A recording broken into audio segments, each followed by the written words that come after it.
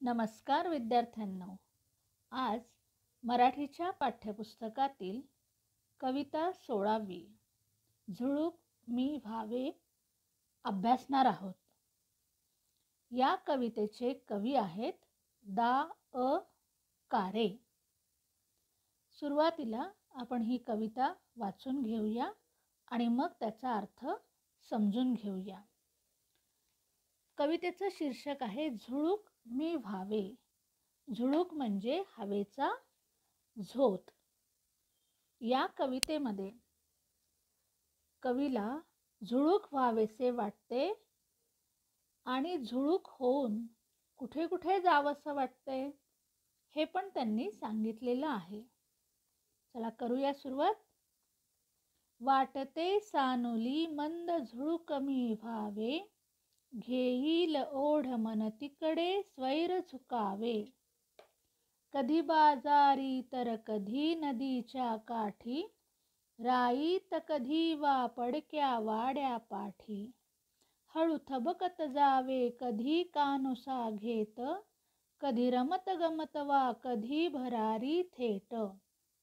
लावून अंगुली कलिकेला हळूवार, ती फुलुनी बघे तो व्हावे पार पसार.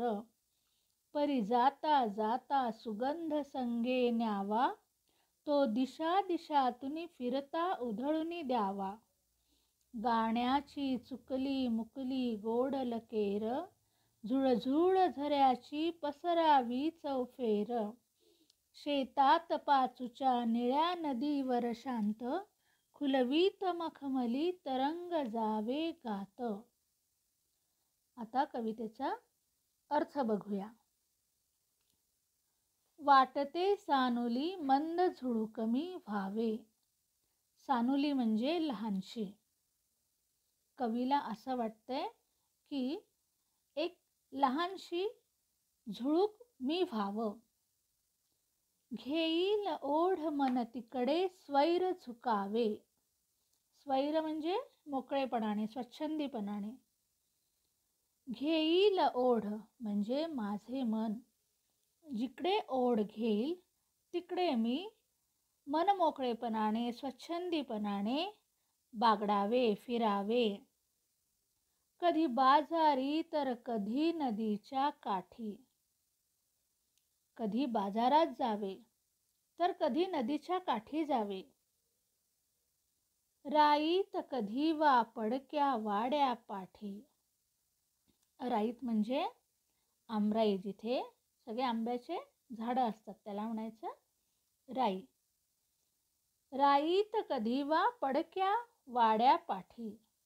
कधी राईत जावे तर कधी जुन्या पडक्या वाड्याच्या पाठीमागे लपावे. हळू थबकत जावे कधी कानोसा घेत. थबकत म्हणजे थांबत थांबत. कानोसा घेणे म्हणजे अंदाज घेणे, माग घेणे. एखाद्या गोष्टीचा माग घेणे, अंदाज घेणे, त्याला म्हणतात कानोसा घेणे. हळू थबकत जावे कधी कानोसा घेत. कवीला असं वाटतं की कधी थबकत थबकत म्हणजे थांबत थांबत पुढे जावे, तर कधी कानोसा घेत घेत म्हणजे आजूबाजूला काय चाललेलं आहे त्याचा अंदाज घेत घेत पुढे जावे. कधी रमत गमत वा कधी भरारी थेट. कधी आरामात रमत गमत इकडे तिकडे जावे, तर कधी सरळ भरारी घ्यावी. भरारी म्हणजे झेप. सरळ झेप घेत जावे. लावून अंगुली कलिकेला हळूवार. अंगुली म्हणजे बोट, कलिका म्हणजे कळी. लावून अंगुली कलिकेला हळूवार. कळीला हळूच बोट लावावे. ती फुलुनी बघे तो व्हावे पार पसार. पसार होणे म्हणजे पळून जाणे, हा एक वाक्प्रचार आहे. ती कळी फुलून बघण्याच्या आत तिथून पसार व्हावे म्हणजे तिथून पळून जावे असे कवीला वाटते. परी जाता जाता सुगंध संगे न्यावा. परंतु परी म्हणजे परंतु, सुगंध म्हणजे सुवास आणि संगे म्हणजे बरोबर. परी जाता जाता सुगंध संगे न्यावा. पण पुढे जाता जाता त्या कळीचा सुगंध सुवास सोबत न्यावा. तो दिशा दिशातून फिरता उधळून द्यावा. आणि तो सुगंध दिशा दिशातून, दाही दिशातून फिरता फिरता तो उधळून द्यावा. कशासाठी उधळून द्यावा? की तो सुवास तो दुसऱ्यांनाही तो कळावा, तो घेता यावा, म्हणून तो उधळून द्यावा असे कवीला वाटते. गाण्याची चुकली मुकली गोड लकेर, झुळझुळ झऱ्याची पसरावी चौफेर. लकेर म्हणजे काय? गाण्याची तान. चौफेर म्हणजे चोहोबाजूला. गाण्याची चुकली मुकली गोड लकेर, झुळझुळ झऱ्याची पसरावी चौफेर. झुळझुळ वाहणारा झरा हा जणू काही गाणे गातो आहे आणि त्याच्या गाण्याची नकळत उमटलेली गोडशी तान म्हणजे मधुर तान ही चोहोबाजूंना, चौफेर म्हणजे चोहोबाजूंना पसरून टाकावी. शेतात पाचूच्या निळ्या नदीवर शांत, खुलवीत मखमली तरंग जावे गात. शेतात पाचूच्या म्हटलेले. पाचू हा एक रत्न आहे, तो हिरव्या रंगाचा असतो. पण इथे पाचूची उपमा कुणाला दिलेली आहे? तर शेतामध्ये जे उगवलेलं धान्य आहे, या धान्याला दिलेली आहे पाचूची उपमा. शेतात पाचूच्या निळ्या नदीवर शांत, नदीच्या शांत वाहणाऱ्या निळ्या पाण्यावर. खुलवीत मखमली तरंग, तरंग म्हणजे लहर. खुलवीत मखमली तरंग जावे गात. पाचूच्या हिरव्यागार शेतात आणि नदीच्या शांत वाहणाऱ्या निळ्या पाण्यावर मखमली लहरी उमटवीत गात गात जावे असे कवीला वाटते. मखमल माहिती का? अतिशय असं छान कापड असतं, त्याला म्हणायचं मखमल. रेशमी कापड असतं, कधी तुम्ही बघितलेलं असेल. खुलवीत मखमली तरंग जावे गात म्हणजे निळ्या पाण्यावर, नदीच्या शांत वाहणाऱ्या निळ्या पाण्यावर मखमली म्हणजे नाजूक आणि मऊ मऊ स्पर्शाच्या लहरी उमटवीत गाणे गात गात जावे असे कवीला वाटते. कवितेचा अर्थ समजला? कविता खूप छान आहे. झुळूक मी व्हावे ही कविता वाचा, पाठ करा आणि एकदा वहीत लिहून बघा.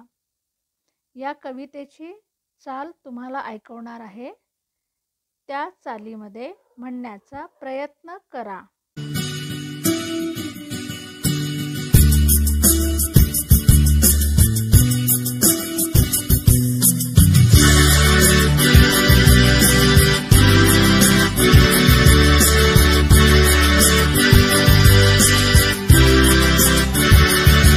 वाटते सानुली मंद झुळूक मी व्हावे, घेईल ओढवून तिकडे स्वैर झुकावे.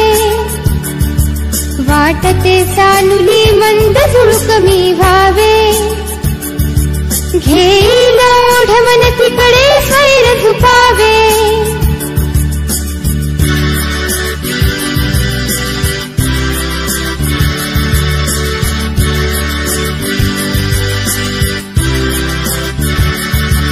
कधी बाजारी तर कधी नदीच्या काठी, राईत कधी वापडक्या वाड्या पाठी. कधी बाजारी तर कधी नदीच्या काठी, राईत कधी वापडक्या वाड्या पाठी. हळू थबकत जावे कधी कानुसा घेत, कधी रमत गमत वा कधी भरारी थेट, वाटते सानुली मंद सुळक मी व्हावे, घेईल ओढ मनतीकडे स्वैर झुकावे.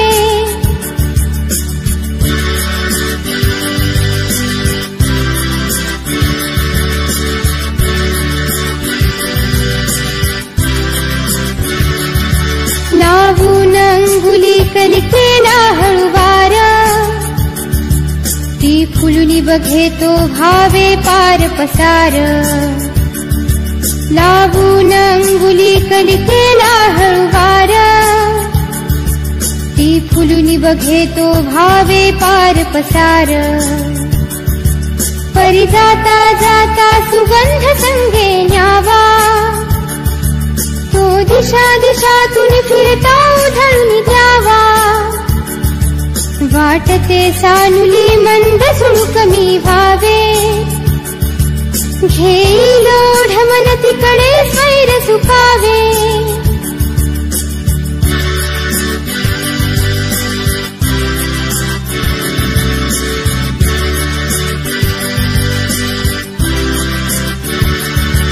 गाण्याची चुकली मुकली गोडल केर, झुळझुळ झऱ्याची पसरावी चौफेर. गाण्याची चुकली मुकली गोडल केर, झुळझुळ झऱ्याची पसरावी चौफेर.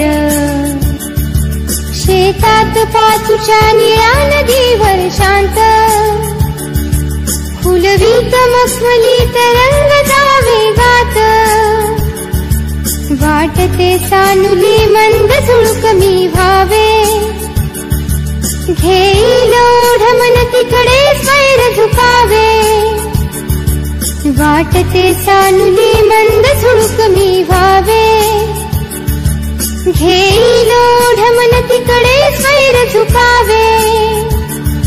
घेईल ओढ मनतीकडे स्वैर झुकावे. घेईल ओढ मनतीकडे स्वैर झुकावे.